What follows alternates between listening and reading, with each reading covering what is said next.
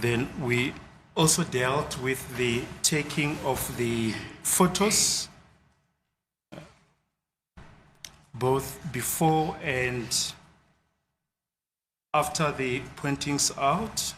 In this regard, we wish to refer you to the proceedings of 25 October 2023, page 63, line 4, where the photographer Sergeant Mapakela testified as follows.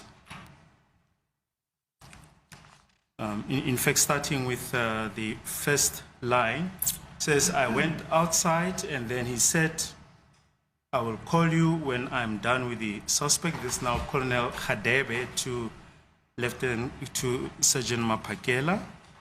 And at line 4, Sergeant Mapakela says, then he called me, I went inside the office. Then he told me that I'm going to take the pictures of the suspect, the photos of the suspect. And we then showed him exhibit GG1, the photo album that we've just traversed with you. And we asked him what is his comment regarding the photos. He said, I am the one who took the photos. Ebufakazini ke bakhe ke uMaphakela uSergeant Maphakela kuyena ke umuntu wayethobulwa lezi ithombe ke ebufakazini bakhe ngomhla ka 25 uOctober kunyaka ka 2023 eku page number 63 ku line number 4 kodwa ke phambi kokuthi sifike ku line number 4 asicale la ku line number 1 lapho ke achaza khona ukuthi uHadebe wamtshela ukuthi ke akalinde ngaphandle uzombiza ke masekamdinga bese ku line number 4 uthi ke waphinde wabizwa ke uHadebe wangena ngaphakathi lapho amazisa khona ukuthi uzoqhubeka uthathe ke ithombe zikaMsolo ekuzo esizithola kubona ubufakazi bu GG1. Then at line 19, Sergeant Mapakela, after taking the photos, he said, I must go outside because they are going to leave the office. Then line 22, then I must follow them because I was using my own car. Then it continues on page 65 from line 1 up to line 7, Sergeant Mapakela. Then we went back to the Alberton subs, that is now after the completion of the pointings out. We went back to the Alberton subs, then the same office that they were using when I found them. They used the same office so that I can take the photos of the suspect again. Then the state then showed him photos 26 up to 31. And we asked him, does he recognize the photos? He said, yes, I'm the one who took the photos.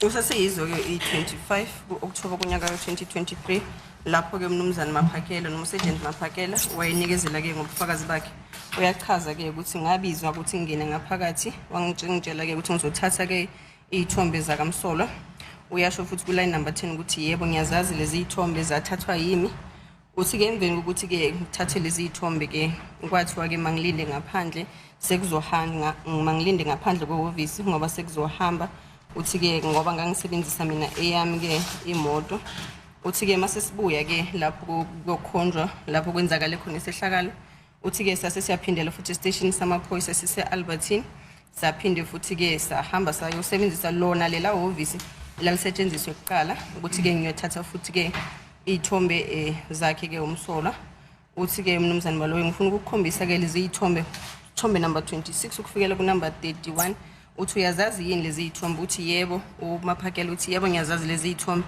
yimini engazithatha.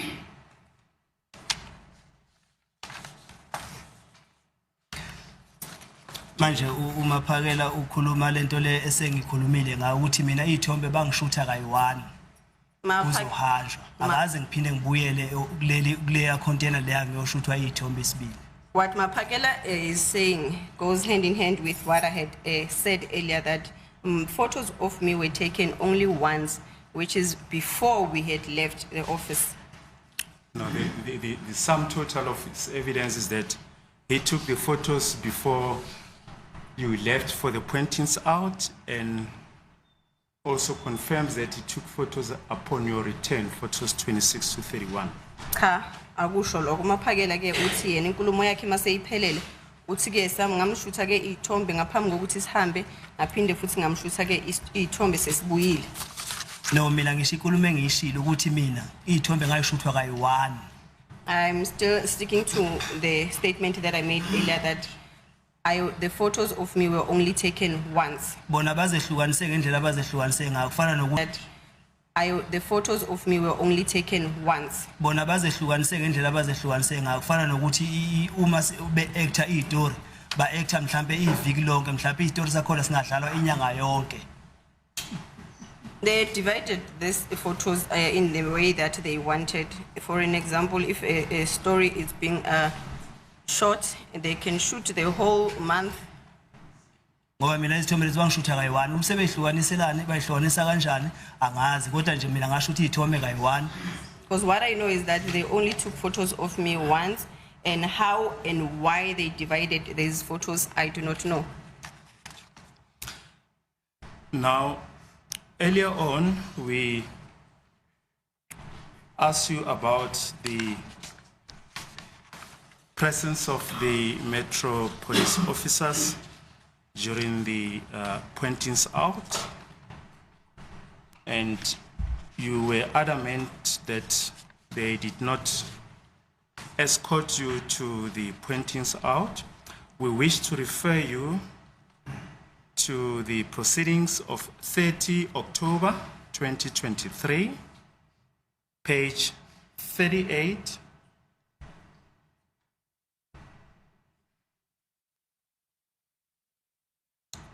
line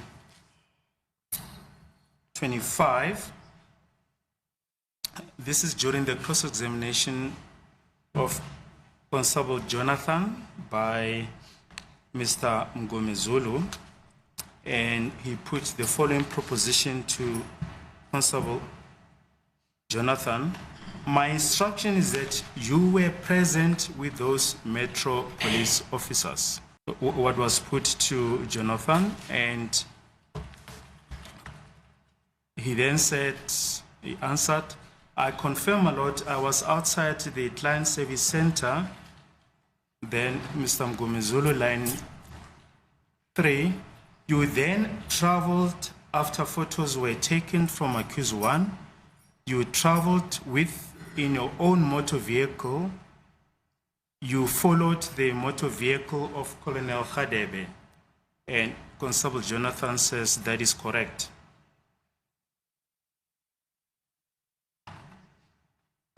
And continues, Mr. Mngomezulu then continues further. You must correct me if I'm wrong. As an escort, you must always be vigilant. You must always be vigilant and keep a close proximity to safeguard the movement of Colonel Khadebe with the suspect. Constable Jonathan says that is correct, my lord. Then Mr. Mngomezulu, upon arrival at a particular place, you were also present when Colonel Khadebe, the suspect, the photographer, alighted from the motor vehicle. Then Constable Jonathan says we were in the same vicinity.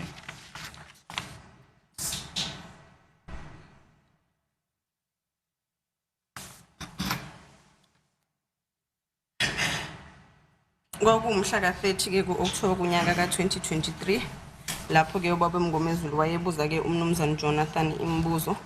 Uthi ke ubaba Mngomezulu ke kushiwa ukuthi ke wena wawukhona lapho noma nani khona lapho njengama Metro Police. Umnumzane Mngomezulu uthi umnumzane Mngomezulu futhi aphinde ke aqhubeke nombuzo wakhe athi ke wena wahamba uyoshutha ke ithombe uma sekuthathiwe ke ithombe lapho ke wena wahamba ke naye ke umsola wokuqala lapho enanihamba naye ngemoto yenu noma ngemoto yakho lapho ke nala wahamba wena wayongena emotweni yakho walandela ke kule moto le ehamba ngaye ke uColonel Hadebe.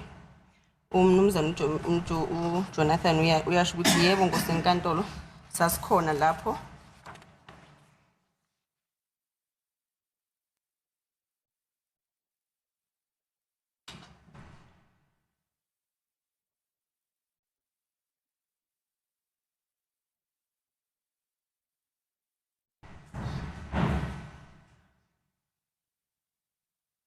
Can I get the last paragraph?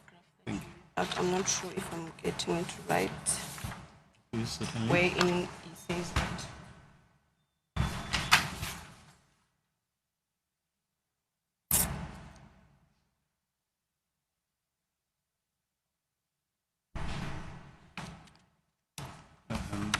Is this those 2 pages?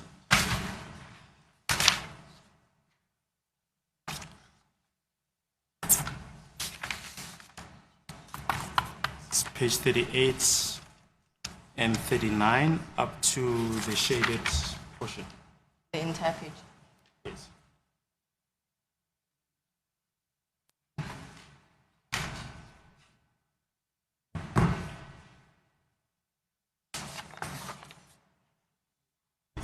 Umnumzane umngomezulu uyasho ukuthi ke ama metropolis ke wawekhona lapho uthi yebo ke client center service client center eAlbertine nawo wawukhona yini uthi yebo ngosenkantolo ngangikhona ngingaphandle uthi umnumzane ngomezulu ke uthi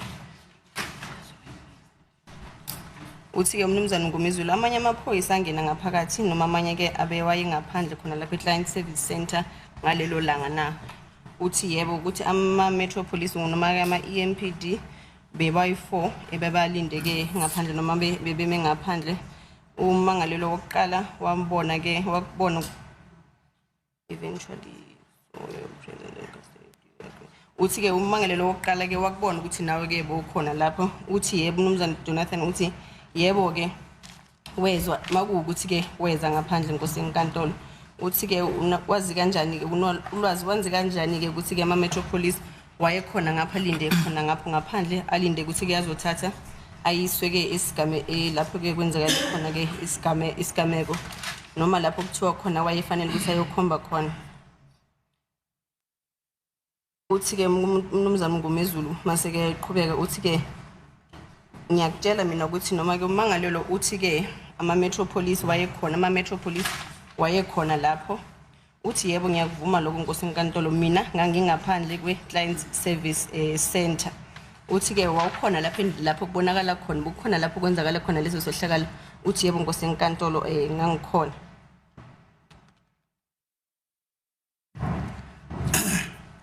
ngiyayiphinda lento ngiyayisho ulokhu ama traffic cop mina ama traffic cop angisuse eVelali saya eFosorus la ngifike ngashawa khona sasuke eFosorus asikwayiwa eAlbertine uma sifike eAlbertine angazi ngibe ngisalandelana nama traffic cop kwabe sekuba iTRT engisuka nawo lapho siyala engasuka khona uHadebe.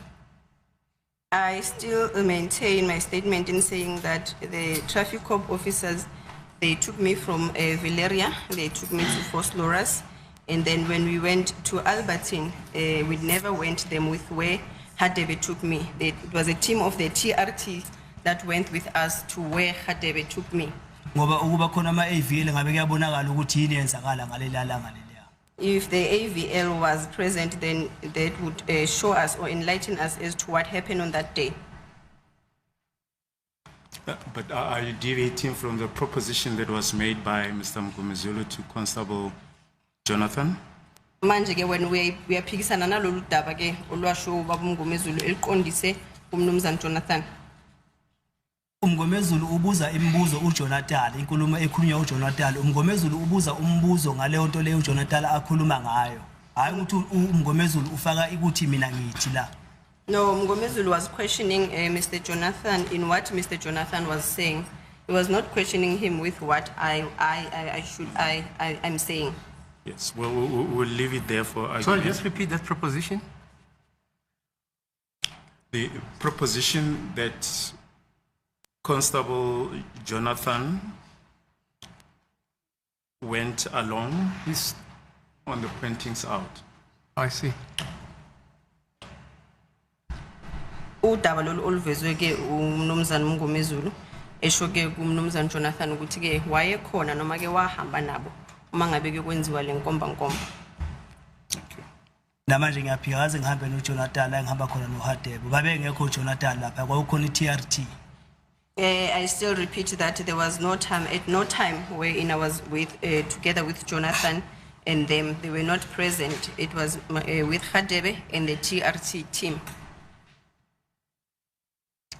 And just another reference to the evidence of Captain Nailana during his evidence on the 9th of November 2023 at page 44 from line 1, Captain Nailana.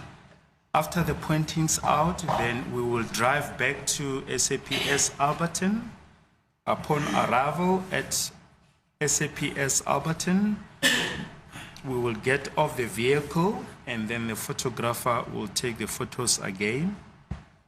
So once again, Captain Nailana confirms that photos were taken upon your return from the pointings out.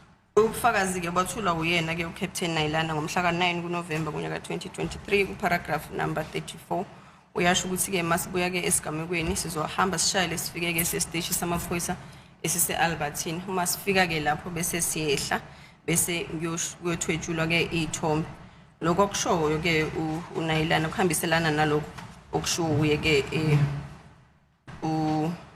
that was also said by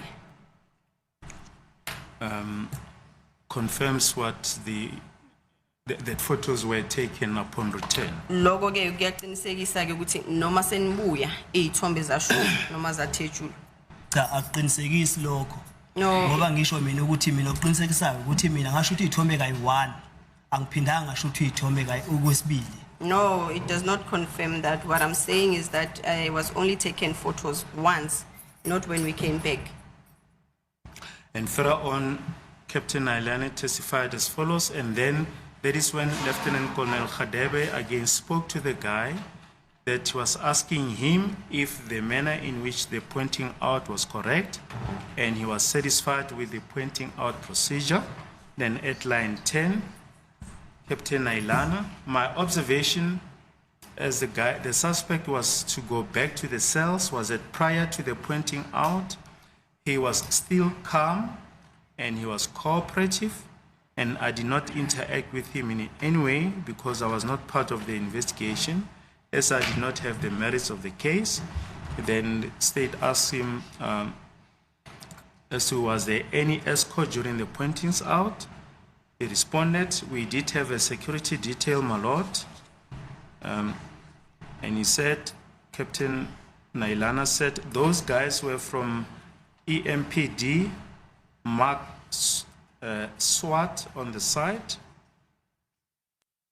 What I can say about those officers is that also I did not interact with them, and at no stage were they very close to us so that we can interact. And he says, even during the pointings out.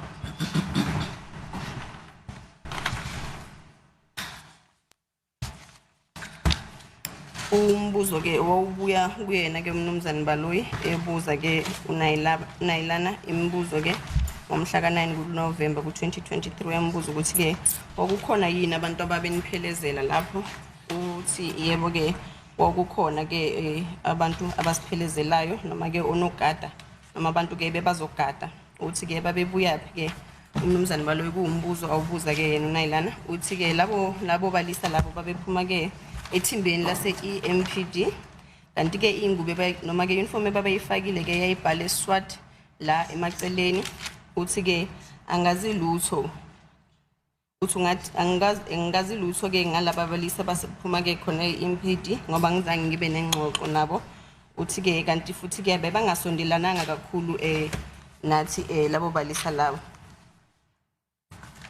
uthi umnumzane balo uyasho ukuthi ke ngalenkathi kwenziwa inkomba ubabonile uthi ke uthi yebo ke inkosi enkantolo ngibabonile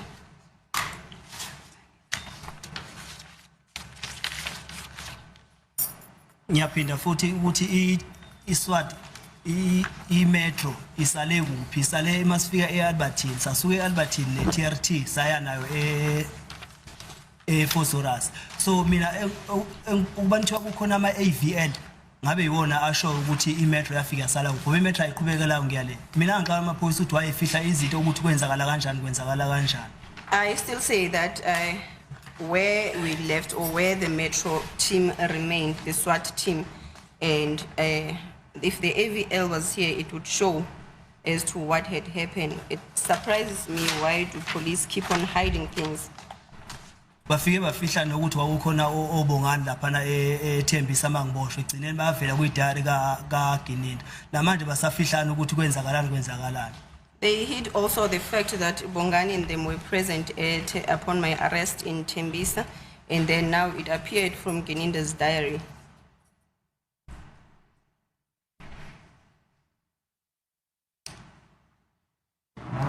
Now, going back to exhibit NN.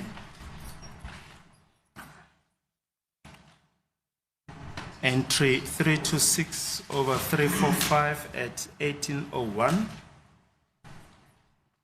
At Vilera, it says, you'll recall that you were booked out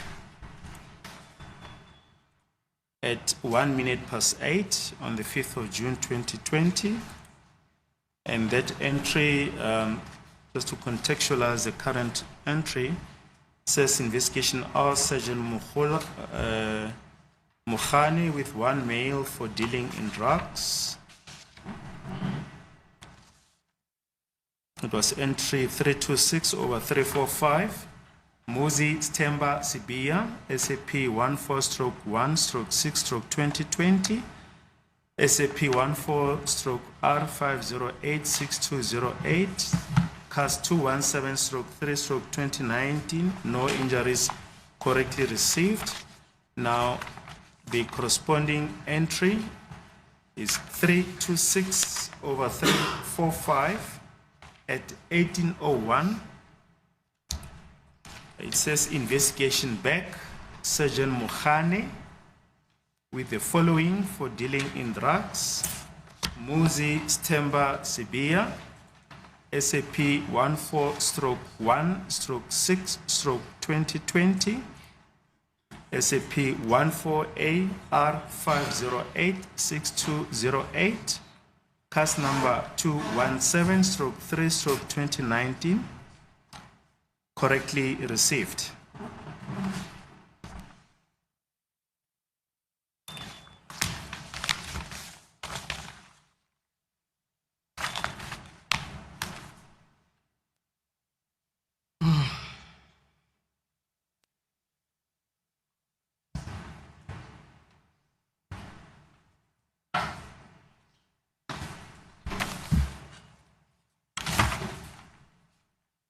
Serial number ke yale it's 326/345 or 1801. Ke uSergeant Mokhane uyabhala ke ukuthi ke uphethe uhamba nomlisa okuyena uMoses Themba Sibiya obhekene necala ke lokushushumbisa ngezidakamizwa. SAP 14 number yakho 14/01/06/2020, and then SAP 14A yakhe serial number yakho ithi R5086208. Uthi ke iCAS number yalelo cala abhekene nalo ke u21703/2019 okwamukele ke kahle noma ngendlela ke efanele. Then the second entry is on the next page. No, it's just It's just this only portion. entry, yes. Okay.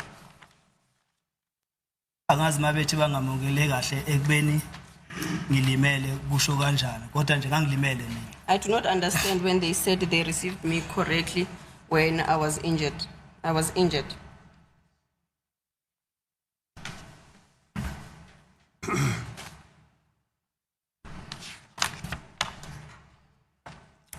Now, there's another entry.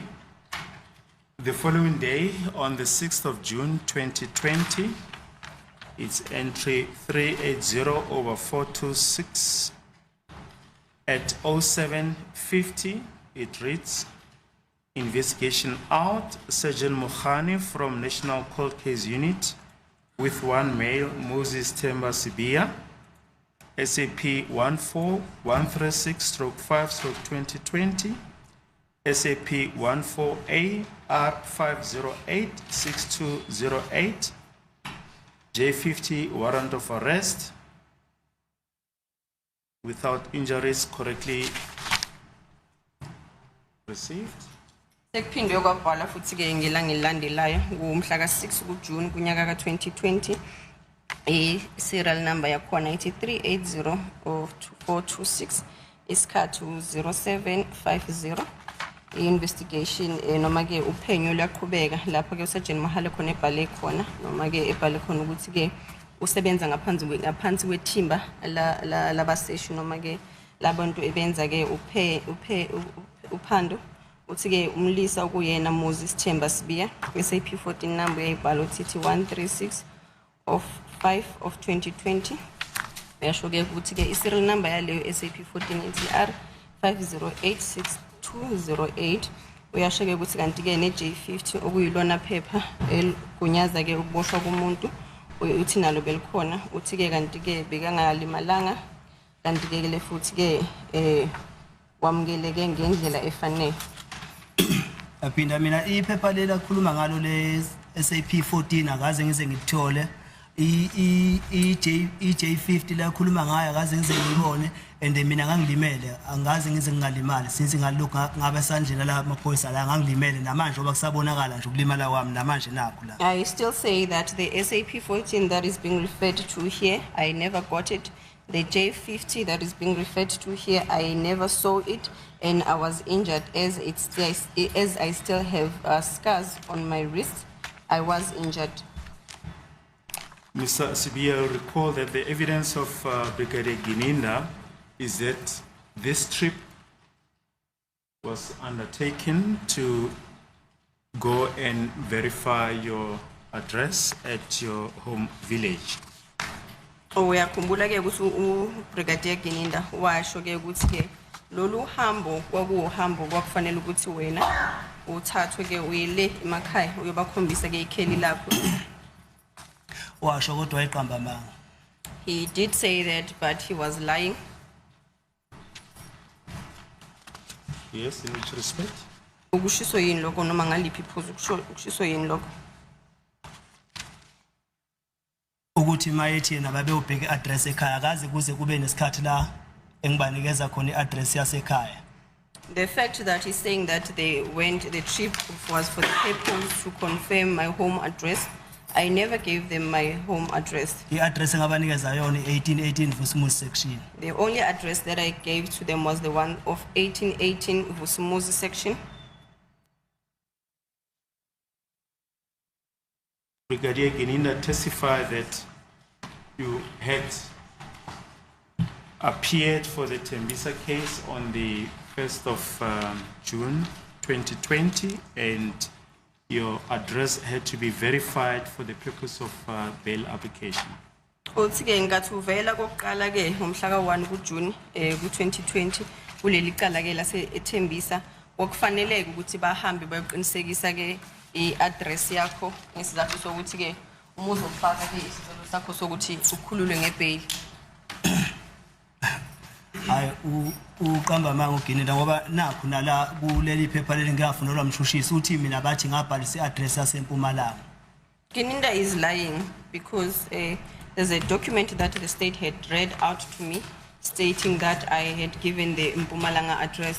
La kwakumele behambe beyoconfirm address kwakumele beyiMpumalanga beyoconfirm le address abathi mina ngayibhalisa yaseMpumalanga kodwa mina akaze ngize ngibhalisa address yaseMpumalanga futhi. If they had to go and confirm an address, they should have gone to Mpumalanga to go and verify that address.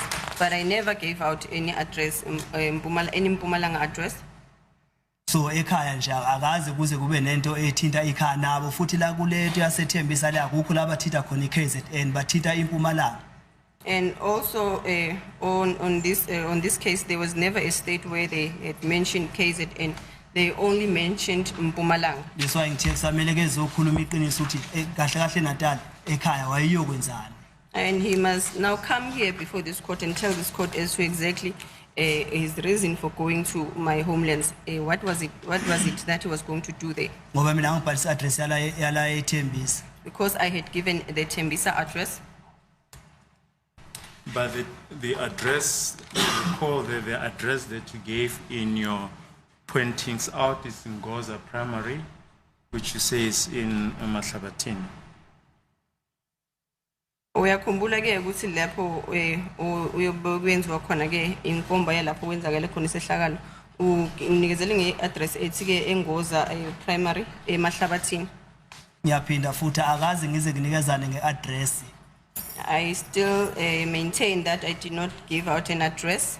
And ayikho into ekuthiwa iNgoza And Primary School ayikho into enjengaleyo. there's nothing like that. There's nothing like Ngoza Primary School. Ongoza Primary School and mina ngihlala esikoleni ngeke nginikezane address yasesikoleni. It's Ongoza Primary School, and I would never give out an Ongoza Primary School because I do not reside at a school. Okukhomba ukuthi uHadebe lanto ayibhale lapha akayithathanga kimi ngoba mina ngizomtshela ukuthi sasikole mayibuza ngesikole ngizomtshela isikole ukuthi yini igama laso hayi lento ayibhalile ukuthi uNgoza and mina ngihlala esikoleni ngihlala Which ekhaya. shows that whatever that Hadebe had written there did not come from me. And if he had asked me, I was going to tell him about that school or what is the school name, but I do not stay at Ongoza. Usekhaya kwenze njani? Angizwa. Ngithi ngihlala esikoleni ngihlala ekhaya. I do not reside at a school, I reside at home. But that is like the nearest landmark.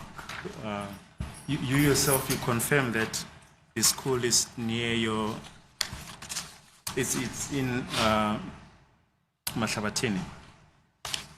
Indaba yesikolo ke ukuthi ke iyindawo noma ke iphuzu indawo mhlawumbe indawo yokubekisa ngoba nawe ke uchazile ukuthi yebo ke uhlala duzane nasesikolo. Umbono ngaba umbono kamshushisi noma ukaHadebe lo mina angeke ngibekise ngesikole. No, that would be the prosecutors and Hadebe's opinion. I would not give a landmark with a school. Ngoba nama ngisasho ngazi ukuthi wayithatha plate uHadebe ayibhala la. And I'm still saying that I do not know where Hadebe, what he wrote here, what Hadebe wrote there, where did he get that? But does that not show that indeed he did have an interview with you? Akubonisi yini lokho ukuthi ke uye waba nayo ingxoxo noma ke afake imibuzo ebuze kwenye imibuzo. Cha. No. Ukhomba nje ukuthi wayibhala into ayithandayo. Noma lento ayizwe ngumuntu ongenalwazi oluphelele. No, it shows that he was just writing whatever that he liked, and maybe he got information from a person who does not have a full or clear information. There's also a corresponding entry in Exhibit ZZ, Brigadier Gininda's diary. He did say his colleagues made this entry. It says 11 departure to Ulundi, KwaZulu-Natal for investigation as per Tembisa South CAS 217/3/2019, Tembisa South 01/6/2020. Says 1800 arrived in Ulundi and to Mahlabatini. Says 23:30 departure to Johannesburg. And 06:30 arrived back in Johannesburg. Continued with investigations as per Tembisa South CAS 217/3/2019. Njena ke icopy ye diary yakhe ke uGindinda lapho isho khona ukuthi ke kuhanjwe ngo10 kwayiwa ke endaweni yasoLundi eKZN KwaZulu-Natal kuyokwenziwa ke uphenyo mayelana necase number mayelana necase yaseThembisa okuyicase number 217/03/29 yasestation saseThembisa South.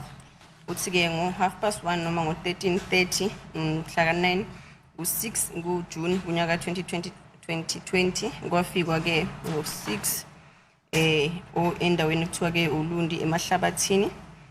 Kanti ke futhi kwasukwa ngaso sikhona isikhathi saka 23 30 wabuyela khona ke eGoli uthi ngo 0630 saphinde kwaphinde ke kwabuyela ke noma kwafika ke eGoli ngomhla ngesikhathi saka 0630 lapho ke kwaqhubeka khona nophenyo mayelana nayo le icase yaseThembisa South icase number yakhona ku 21703 2019.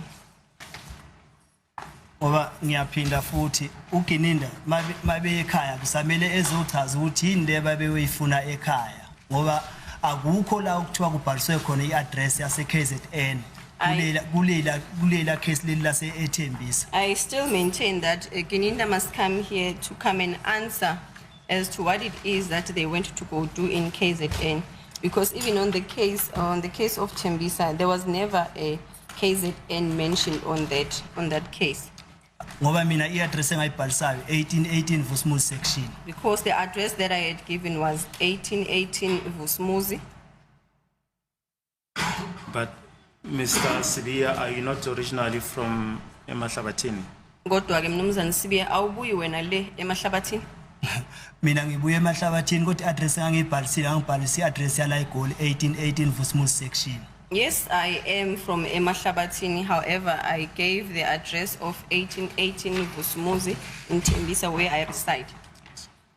The evidence of Brigadier Gininda in this regard on 27 May 2025, page 23, from about line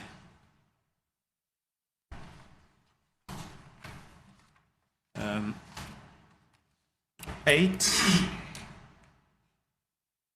maybe let's start at line 7, Brigadier Gininda, and I've never tasked someone personally to say he must do anything insofar as the intelligence is concerned in relation to accused 1, so that it is inaccurate that myself and this Ngamani were once in the same position with accused 1. That is not correct. I know the people that were involved, but definitely not Ngamani. There is just a captain. He says, when we come back next time, I will indicate the captain's name. It's just slipped my mind, who was present when the intelligence gathering and guidance when we went to KZN to verify the address of accused 1.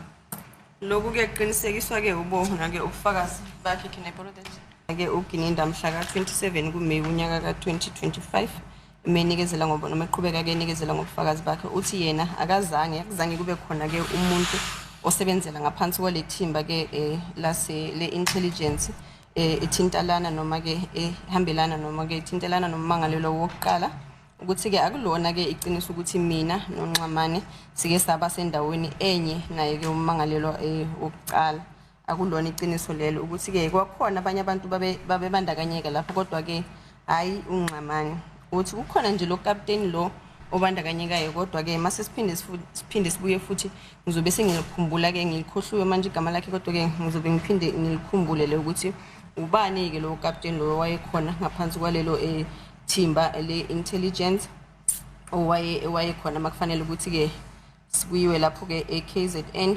kuyoqinisekiswa ke ikheli lakhe umsolo wokuqala. Namanje ngisasho ukuthi alikho iaddress yayoqinisekiswa ekhaya ngoba mina ngazi ngibhalisa address yasekhaya. I still maintain that there was no address verification that was going to be done at home because I've never given my homeland's address. Lapha ya uGininda mayethi akaze besendaweni eyodwa noNxamane nami. Ngalela la ngasekhaya kwakuNxamane, uMabhena, uBongani Yende. Uyena captain lwamshoyo uBongani Yende wayehamba nalabo bethi beyi2 babeyi3 abe intelligence. Ngapha esayidini lakhe wawumhula uMkhane uYuGininda. Okay. Bese kuba yimo 7. If Gininda is saying that there was never a time or a moment wherein he was together with myself and Nxamane, that is incorrect because it was Nxamane, Mabhena, Bongani Yende, and then 3 members of the intelligence unit. Uthi kwakunokhona futhi nobani? Uthi uNxamane, uMabhena, uBongani Yende, nabantu abayi3 abavela ku-intelligence. Ngithi laba bayi3 uNxamane, uMabhena, uBongani Yende abe intelligence bobathathu labo. These the 3 people that I have mentioned here, Nxamane, Mabhena, Bongani Yende, are the ones who are from intelligent unit. bese kulaba kaGininda kwakuGininda uMkhane uMkhula And then the ones who were with Gininda was Gininda himself, Mohane, and Mukula. bese kuba yimo 7 And then I would be the seventh person. sasamba ngayo futhi eqashqayi leyo athi yena ayikho iqashqayi sasamba ngayo leyo qashqayi leyo And we were driving in this very same Qashqai that he had indicated that it does not exist. We were driving on that Qashqai. And you testify that you stopped over at the local police station, is that Neze, for the local police to accompany Brigadier Gininda and them to your parental house, is that correct? Did you say Zengaze? Neze. Ngeze. Uthi-ke naye nandlula-ke noma nafika noma nandlulela-ke estation samaphoyisa khona lapha eKZN ukuthiwa-ke Ingceze ukuthi-ke kuzocelwa amaphoyisa waleso station ukuthi-ke ephelezele oGininda mangabe kuyoqinisekiswa lelo kheli lakho.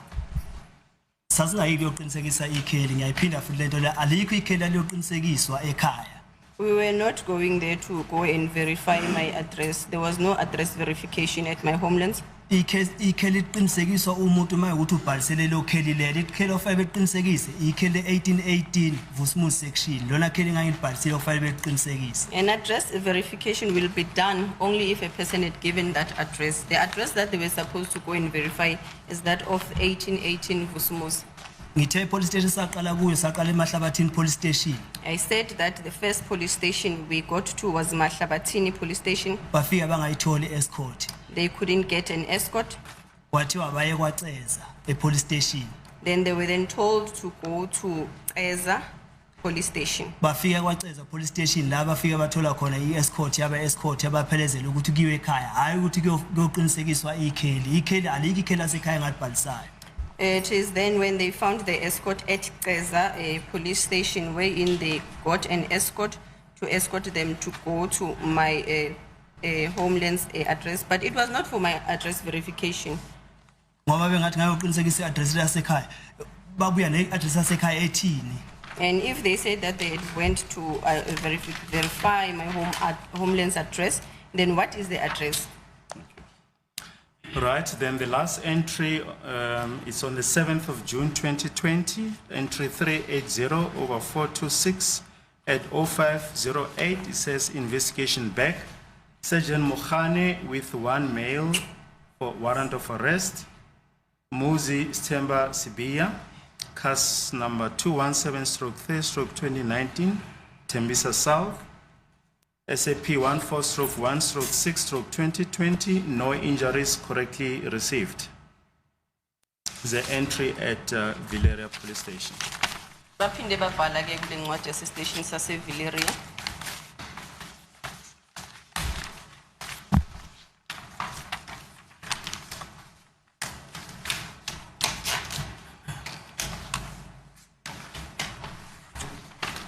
Umhlaka 7 ke kuJune kunyaka 2020 uyabhala lana kena uSergeant Mohane serial number 380426 isikhathi kwaku 0508 uyabhala ke manje ukuthi ke uphethe ke yona ke iphepha lokuboshwa noma ke eligunyazwa ke ukuthi umuntu aboshwe ukuthi ke kuqala umuzi Sithemba Sibiya ubhekene necala case number yakhona ku 21703/2019 kuyicala lase Tembisa South. SAP 14 number yakhona ku 0106/2020 uthi ke wayengalimele wamukeleka ngendlela efanele. ngiyaphinda alikho iphepha engalibonayo mina lelathi iphepha lami lokuboshwa alikho iphepha engalibonayo and mina ngangilimele mina esandleni namanje kuyabonakala la engangilimele khona I still maintain that I did not see any warrant of arrest or document referred to as a warrant of arrest, and I was injured. The scars are still visible to show that I was injured. Okay. Now, Mr. Sibia, if we can step off now to a completely new topic. And that goes to your defense in this matter. Manje ke sizongena odabeni olushasha okuyilapho ke wena uziphendulela khona kule cala. lala I'm listening. And the bedrock of your defense in this matter was set out by Mr. Ramosepeli in cross-examining Constable Zungu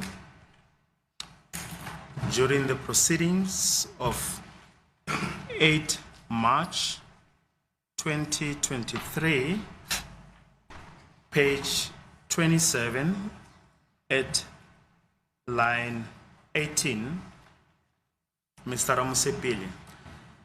Accused 1 will state that in 2013 until March 2013, he was staying at Foslores Hostel at Basotuni section. Can I just double check the dates? Because on the 8th of March 2023, we have not started this case. No, 8 September. September? Yes. Not March. 8 September, the 8th of the 9th month, 2023. 8 September 2023, page 27, line 18, Mr. Ramosepeli.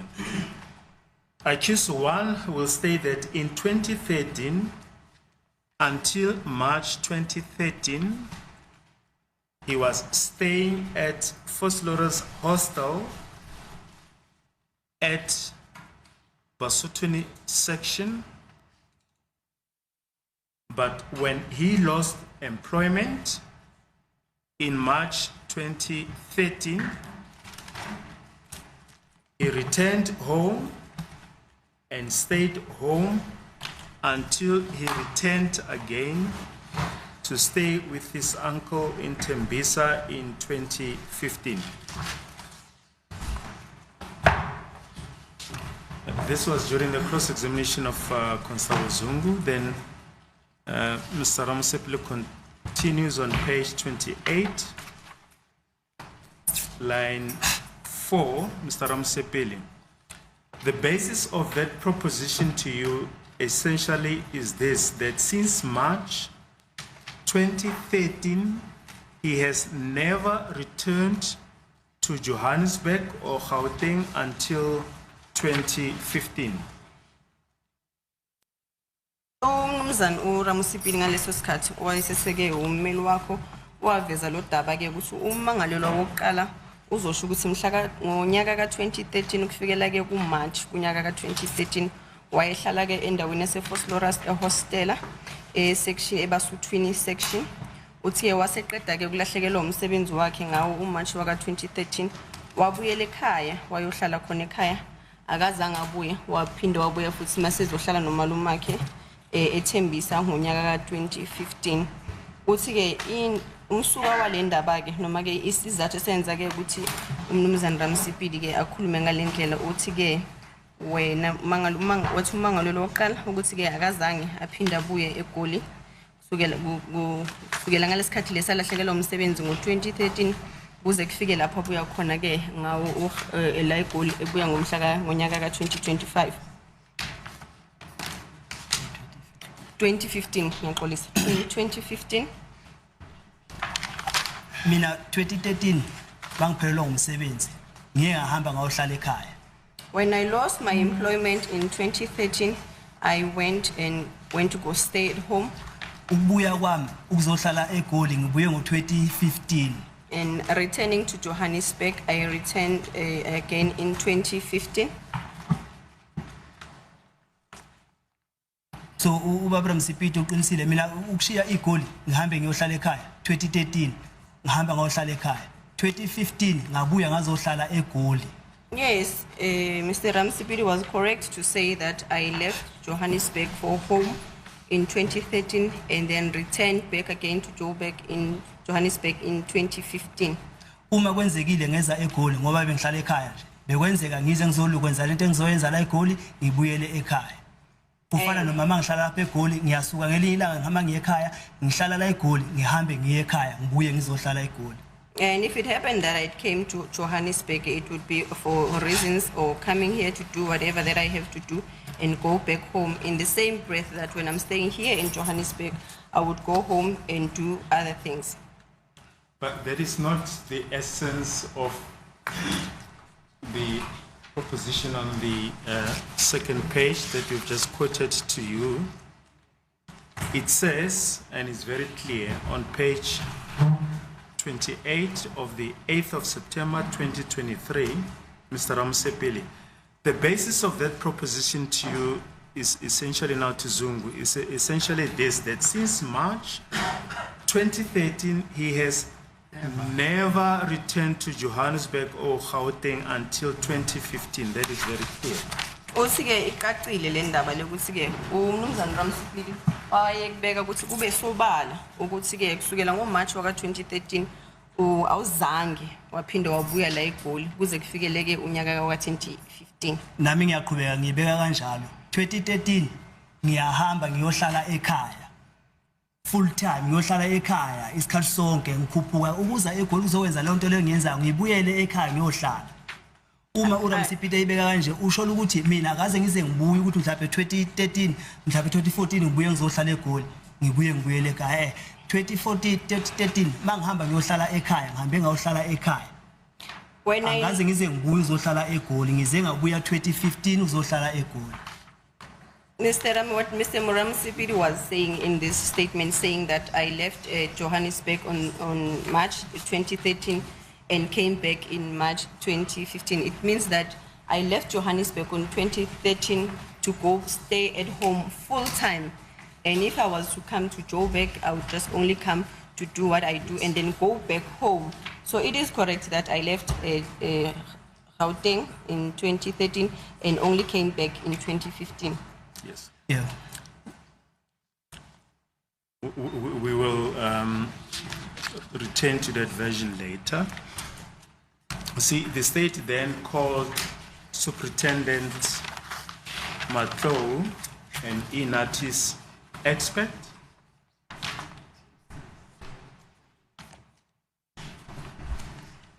who then testified that you were indeed in Gauteng on the following dates.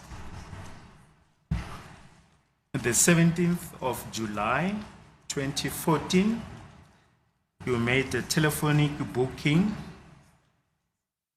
at 12:33 at Brakpan Drivers License Testing Center, DLTC.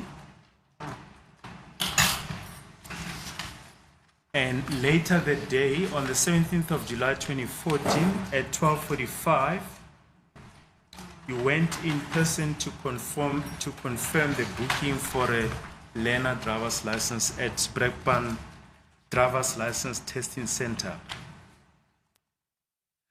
Kwabiza ke umnumzana noma ke uchwepheshe osebenza ke khona le INATIS okwakuthiwa ke umnumzana Matlou oyewachaza ke ukuthi ke mhla ka 17 uJuly kunyaka ka 2024 wafaka ke isicelo sokuthi ke uhlele ukuthi usuku lapho ke uzokwazi khona ukufaka isicelo sokwenza ke umazisi learner's license khona ke endaweni yase Brakpan eDLTC ngo 12:33 uthi ke ngawo ngomhla ka 17 lo kuJuly kunyaka 2024 ngesikhathi saka 12:45 wena wafika lapha estation sakhona mathupha kulapho ke wawuzoqinisekisa ukuthi yebo usifakile ke isicelo sokuthi uzokwazi ke ukubhala ubhalela ilearners.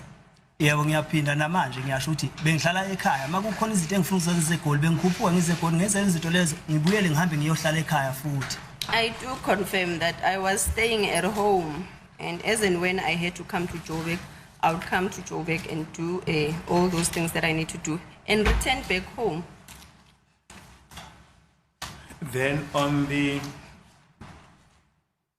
22nd of July 2014, you wrote the learner's tests, but unfortunately you failed the test.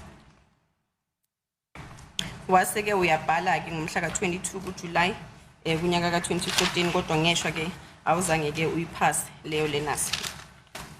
Then on the same day, on 22 July 2014, you went from Brakpan DLTC to Boxback Driver's License Testing Center, and you made an in-person booking and you paid the required amount of 108 rands at 1407. Bathi-ke ngomhla ka-22 ngawola lo mhla ka-22 emveni kokuthi-ke ungasiphasanga lesi sivivinyo se-learners wahamba-ke waya-ke eBrakpan wayofaka-ke isicelo noma-ke wayofaka-ke i-booking e-Boxback wakhokha khona imali engango-108 isikhathi kwakuwu-1407.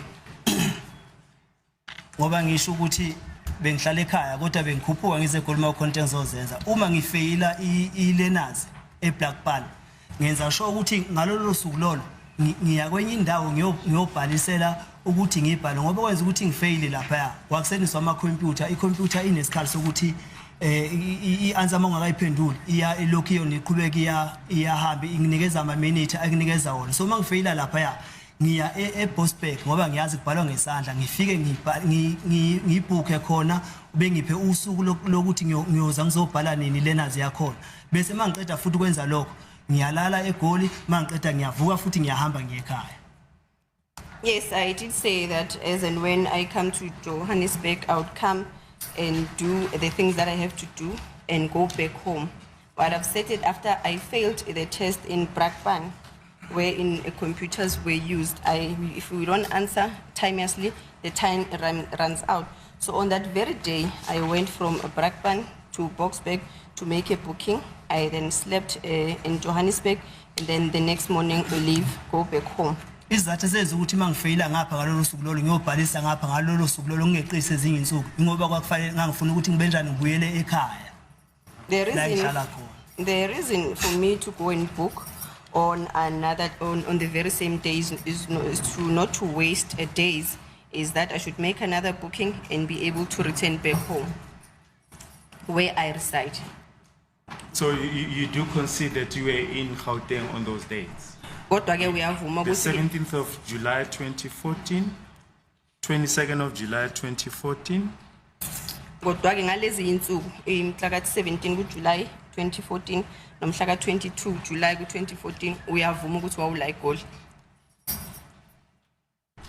eGoli bengisesemncane ukuthi sengathi mangiphelelwa umsebenzi bese ngithi ngiyayeka ukuza eGoli sengiyohlala ekhaya waya bengiza eGoli nangaphezulu kwalezi insuku lezi umshushisi ayibalayo lapha bekuba nenzuku engiza kuze eGoli ngizofaka ama-CV ema-companyini bese ngiphinda futhi ngiyabuyela ekhaya ngiyohlalela ekhaya ngoba bese ngihlala ekhaya bengenayo imali ukuthi ngaqhubeka ngiphile la eGoli. Yes, I confirm that on these days I was here in Gauteng, and furthermore to that, I was still young. After losing my employment, it could not have been that I wanted to go back home and stay there full time. But I would come, even on the days in which we have not mentioned in that statement, I would come to Gauteng, come and put in my CVs in different companies. On which days did you also come to Gauteng? Waphinde weza nini futhi ke eGoli? Ngoba umshushi sebala lezi insuku lezi ngikhumbula ngoba engibalela zona lapha insuku ebengiza ngazo la eGoli angikhumbuli. The dates that I'm only remembering the dates that you have read out to me now because you're reading them out to me, but I do not remember as to what other dates did I come to Gauteng. Then on 15 September 2014, you wrote and passed your learner's test at Boxback DLTC, is that correct? Bese mhla ka 15 kuSeptember ke waphinda weza lapha endaweni yase Boxback wayibhala ke i-test yakho wase uyayiphasa kunjalo. Yeah. Yes. So you were also in Gauteng the 15th of September 2014. Uthi wawukhona la eGoli mhla ka 15 kuSeptember kunyaka ka 2024. Yeah, uma ngiqeda ukubhala futhi lena sengiphasile. Ngicabanga ukuthi ngalala ngavuka kusasa ngibuyelele ekhaya futhi. I think after I'd written and passed my test, I slept here in Johannesburg, then went back home the next day. You see, after the state led the evidence of Soup Matlo, this all-encompassing defense that was put up on your behalf by Mr. Ramusepeli was qualified as follows. Mr.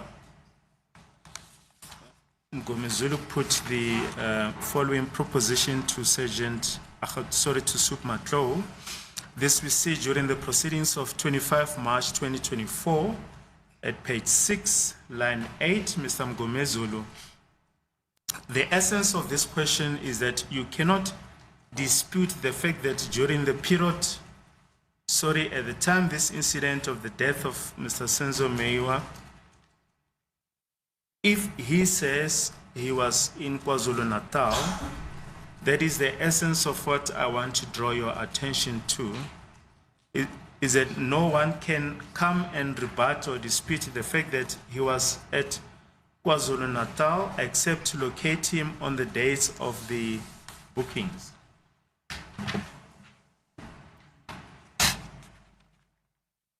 Uthi-ke umnumzane Mngomezulu lapho-ke ngomhla ka-25 kuMarch kunyaka waka-2024 khuluma noma-ke eqondise inkulumo yakhe kumnumzane noma ku-Superintendent Matlow uyasho-ke ukuthi-ke angeke nize niphikise, angeke uze uphikise uma kungathiwa-ke makwenzeka lesi sehlakalo kokushona kwakwaSenzo umangalelwa yena wayekwaZulu Natal. Ngifuna ukuthi kube udaba olubhekayo la ukuthi-ke makekho umuntu futhi ongaphinde eze lapha phambi kwenkundla azophikisa noma azophikisana nodaba lokuthi-ke umangalelwa wayengekho wayekwaZulu Natal ngaphandle kwalamalanga wayekwaZulu Natal ngaphandle kuphela kwalamalanga lawo ayenze ngawo ama-bookings ukuthi ezobhalile nasi yakhe.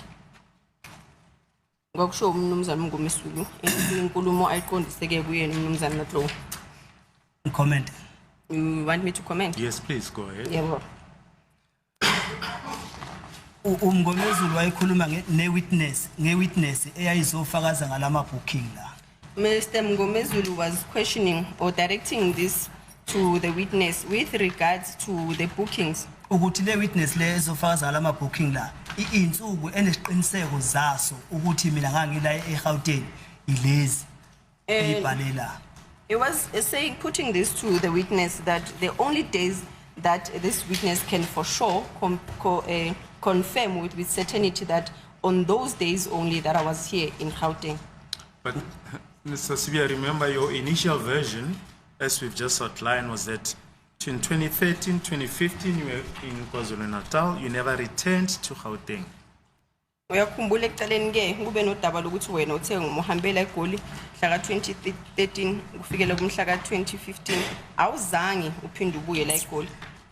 Namanje ngisasho kanjalo ngithi kusuka mhla ka-2013 bengihlala ekhaya ngoba namanje mangafika umuntu engibuza ukuthi mina since ngaboshwa ngihlala kuphi ngiyomtshela ukuthi bengihlala eModambi and kodwa insuku eziningi ngispenda ngila ePitori kodwa ngihlala eModambi la ngihlala khona.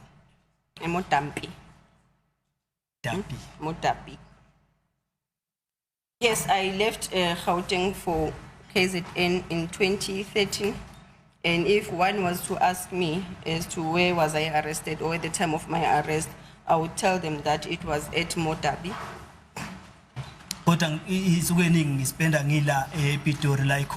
And the most times that I spend them here in Pretoria Court. Engushoyo ukuthi mina 2013 vele bengihlala ekhaya akaze ngize ngibuye ukuzohlala eGoli ngaphandle ukuthi ngize ngibuye ngo2015 ukuzohlala sengizohlala nomalume la eThembisa. Yes, I'm still saying that in 2013 I left, went to go stay at home and never came back to come back and stay here in Gauteng up until 2015 wherein I came back to stay with my uncle in Thembisa. Mangiluza umsebenzi bengisesemncane ukuthi sengayohlala ekhaya isikhathi sonke. When I lost my employment, I was still young that I could go back home and stay there full time. Ngaphandle kokwenza lezi zinto engizenze lapha zokwenza ilearners mina bengiza la eGoli ngizofaka ama CV ngibuyele ekhaya la ngihlala khona.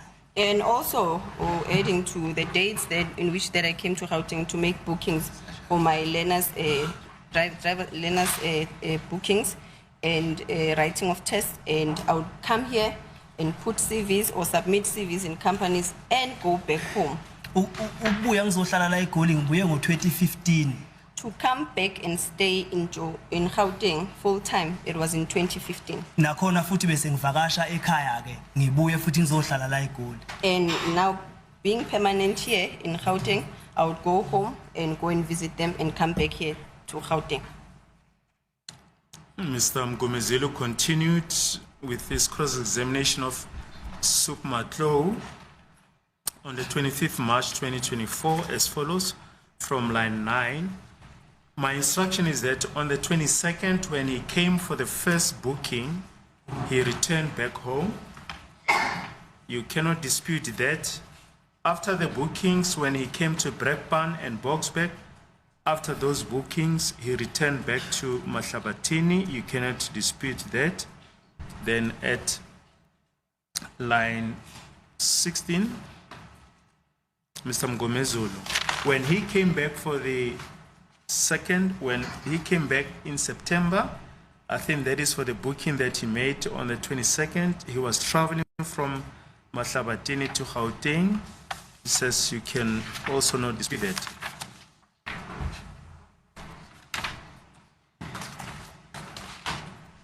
Uyaqhubeka futhi ke umnumzana Mgomezulu ebeka ke le nkulumo eqondiseke kuye umnumzana Matlo uthi ke ngiyakutshela ukuthi umhla ka22 umeza kokuqala ezofaka ke isicelo sokubhuka noma ke uzokubhukhela ke iLearners yakhe waphindela futhi ke wazokwenza ke ibooking yakhe maqede waphindela futhi ekhaya angeke uze ukuthi ukuphikise lokho ukuthi ke meseke lapho ke endaweni maseke fuka endaweni yaseBrakpan yake noma endaweni yaseBrakpan noma ke endaweni futhi nasendaweni yaseBoksburg makaqeda ke ukwenza lawo mabooking lawo waphindela futhi ekhaya ke eMahlabathini naloko futhi angeke uze ukuphikise bese futhi uyaqhubeka umnumzana Mgomezulu uthi ke mayebuya ehlandleni lesibili uthi ke ngaye ke uSeptember lapho ke wayeze khona ezobhala ngoba wayebhukhile mhla ka22 wayesuka ke eMahlabathini eza ke la eGoli angeke ukuphikise nako lokho usho ke eqondisele inkulumo kumnumzana Matlo. Vele bengithi mangiqeda ukwenza into ekade ngizele la eGoli ngibuyele ekhaya ngoba nje nala mangiqeda ukufeyila eBrakpan ngenza sure ukuthi kumele ngibhukhe ngalo lo suku lolo ukuze ngizokwazi ukubuyela ekhaya. Yes, as and when I would come to Gauteng, I would do what I came here for and return home, which is the reason why when I failed at Brakpan, I then went to go book and Boksburg the same day so that I can go back home. Kuze ukuthi usuku abangiphelo la ngiphinde ngibuye futhi ngizobhala ngalo futhi ngiphinde ngibuyele ekhaya. So that the date given to me, I would come back and write and then go back home again. Mr. Speaker, keep in mind the all-encompassing proposition that was put by Mr. Ramusipili that between 2013 and 2015, you were in KwaZulu-Natal, you never returned to Gauteng. Sikhuluma lokhu ke sibhekise enkulumeni kaMnumzana uRamusipili lapho ke ayasho khona ukuthi wena kusukela ngo2013 kuze kufike ke u2015 awuzange uphinde ubuye la eGoli. Namanje ngihambisana la inkulumo kaRamusipili mina kusuka 2013 kuze kushaya u2015 akaze ngibuye uzohlala lapha eGoli. I also I'm together with Mr. Ramusipili. Yes, from 2013 to 2015 I had never came back to stay here in Gauteng. Noma ngisho kanje lento le 2007 ngisuke ekhaya ngazohlala lapha eGoli ngaphelelwa umsebenzi 2013 kodwa kusho ukuthi 2007 up until 2013 angiye ekhaya kodwa ngihlala lapha eGoli ngihlala khona. Let me rather put it this way, that in 2007 I left home to come and stay here in Gauteng and then lost my employment in 2013, and that does not mean that between 2007 up to 2013 I had never gone home. 2013 ngiyasuka ngiyohlala ekhaya ngize ngiphinde ngibuye ngo2015. And 2013 I then went back to go and stay at home, and then up until I came back now in 2015. Ngiyayichaza ukuthi bengiza lapha eGoli mangizokwenza ezinye izinto ebengizozenza nama CV bengiza ngizofaka ama CV ami la eGoli ngoba bengisesemncane ukuthi ngathi mangiphelelwa umsebenzi bese ngiyohlala ekhaya waya into eyenza ukuthi ngisuke la eGoli la ngingasahlala eGoli ngangenayo ukuthi ngingakhona ukuthi ngikwazi ukuyiphilisa ngingasasebenzi. I did say that in 2015 I then came back now to come back and stay here in Gauteng, and I lost my employment in 2013, and I did indicate that I was still young after losing my job in 2013 that I would go back home and stay there. And I would come to Gauteng to come and submit CVs. And my reason for not remaining in Gauteng after losing my employment, it was because I could not afford to live here. 2015 mangibuya ngizohlala lapha ngizohlala la eGoli akusho ukuthi angisaye ekhaya up until ngize ngiboshwe ngo2020. In 2015, I then came back to come and stay here in Gauteng. And it does not mean that I'd never gone home between that period until 2020 on my arrest. Kodwa ngokuhlala ngihlala lapha eGoli ekhaya ngiyavakasha ngiyabuya ngizohlala lapha eGoli. I'm staying here full time in Gauteng, and then I would go home and visit and come back to Gauteng. Good, please, my lord, will this be an appropriate time to adjourn for the day? Okay.